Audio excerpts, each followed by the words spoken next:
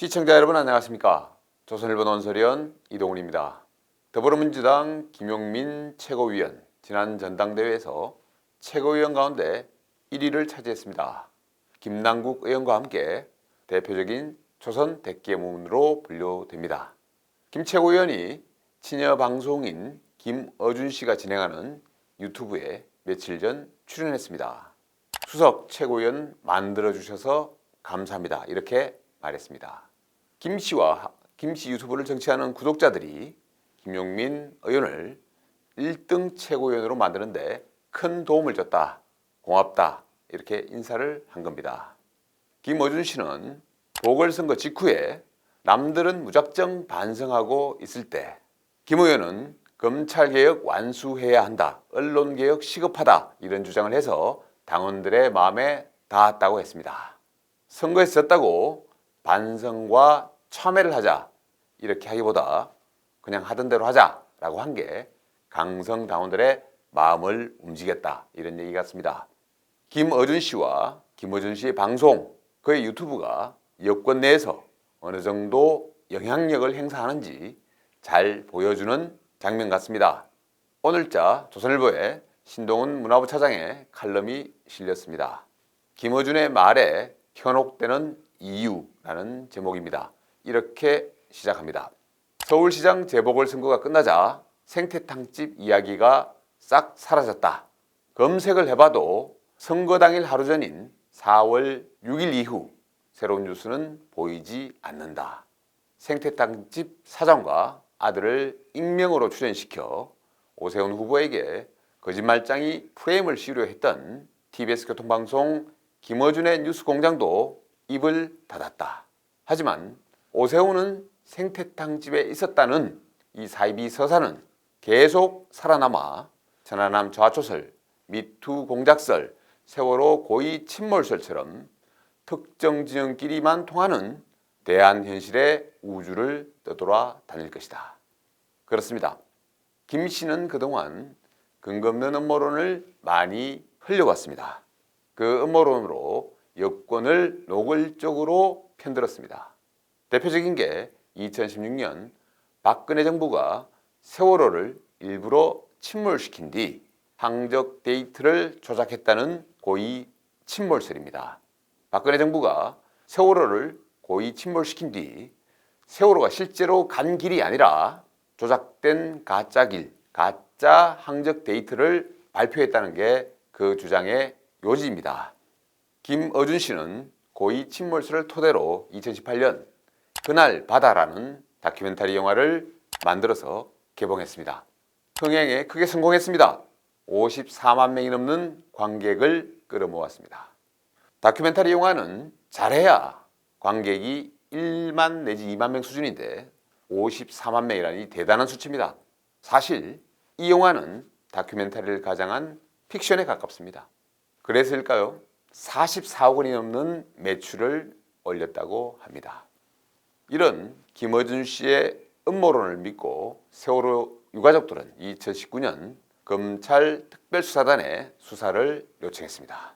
검찰은 1년 2개월여 수사 끝에 사실무근이라는 결론을 내놓습니다. 배가 지나가면 항적이 잡히게 됩니다. 이 항적은 선박 자동 식별장치 AIS라고 합니다. 이것을 통해 선박 상호간 또는 기지국에 자동으로 송신됩니다. 다른 나라 배와 다른 나라 기지국도 동일한 데이터를 갖게 됩니다. 검찰이 국내 23개 AIS 기지국과 해외 AIS 수집업체, 민간 선박의 AIS 데이터 등을 모두 분석했습니다. 모두 참사 당시에 박근혜 정부가 발표한 세월호 항적 데이터와 일치했습니다. 김어준 씨의 음모론이 맞으려면 박근혜 정부가 전 세계 수천 개의 AIS 기지국 데이터와 민간 선박에 남아있는 AIS 데이터까지 모조리 조작을 했어야 하는 겁니다. 논리적으로 말이 안 되는 주장입니다. 세월호 고의 침몰설은 사실과 논리를 따지기 전에 상식적으로 조금만 생각해도 받아들이기 어려운 겁니다. 박근혜 정부가 수백 명의 아이들을 바닷속에 수장시켜버리는 계획을 꾸몄다. 상상이 안 되는 일입니다. 뭐 때문에 그렇게 합니까?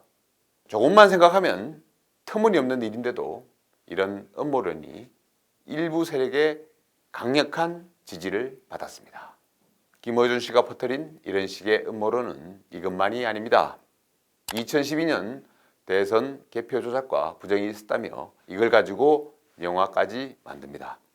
장자연 사건과 관련해 윤지호 씨를 출연시켜 희대의 후원금 사기극을 벌일 수 있도록 해줬습니다.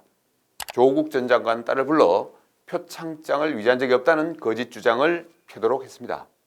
위안부 피해자 이용수 할머니의 기자회견에 배우가 있다고 주장합니다. 음모론이 사실무근으로 드러나도 김 씨는 책임을 지지 않습니다. 가설을 제시한 것이라고 하면 그만입니다. 뉴스타파의 최승호 PD, 이 정부에서 MBC 사장을 지낸 친여 인사입니다. 이 사람조차 김어준 씨를 비판하며 이렇게 말했습니다. 어떤 중대한 사안에 대해 이해할 수 없는 현상이 발견되면 그것에 대해 취재하기보다 상상하고 추론하고 음모론을 펼친다. 때로는 영화를 만든다. 그러다가 마침내 강한 반박이 나오면 거기에 대해서는 책임 있는 답변을 하지 않는다. 그냥 무시한다. 대중들은 그의 이런 행동 방식에 대해 매우 관대하다. 그는 사실이 아닌 위험한 주장을 마음껏 할 수 있는 특권을 가진 것 같다. 이솝 우화에 나오는 양치기 소년에서 양치기는 몇 번의 거짓말에 재미를 드립니다. 하지만 결국에 늑대가 나타났다고 외쳐도 구해주러 나타나는 사람이 없었습니다. 당연합니다. 그런데 김어준 씨가 꺼낸 여러 음모론들은 사실무근으로 판명되는 게 허다했는데 그를 믿는 사람의 대열은 끊이지 않습니다.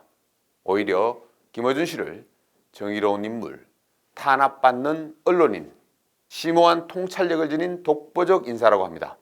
매일 아침 지상파 라디오 진행을 맡겨 회당 200만 원씩 출연료를 줍니다. 그의 방송에 자주 얼굴을 비친 이들이 청와대 등 요직에 진출합니다.